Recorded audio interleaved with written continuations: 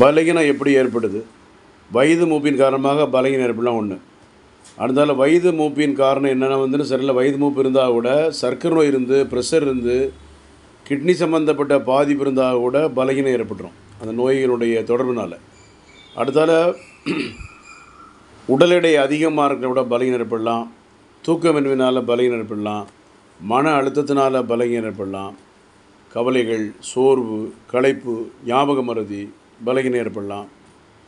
அடுத்தால பாருங்கள், மதுபானம் அடிக்கிறவங்களுக்கு கூட சில அந்த நேரங்கள் நல்லாயிருக்கும், ஆனால் போக போக என்ன ஆகும், உடனே கெட்டுப்போகும். அதனால் கூட பலகீனம் ஏற்பட்டு அந்த வயது ஆக ஆக தான் அந்த பலகீனங்கள் நமக்கு பெரிய அளவில் தெரிய ஆரம்பிக்கும்.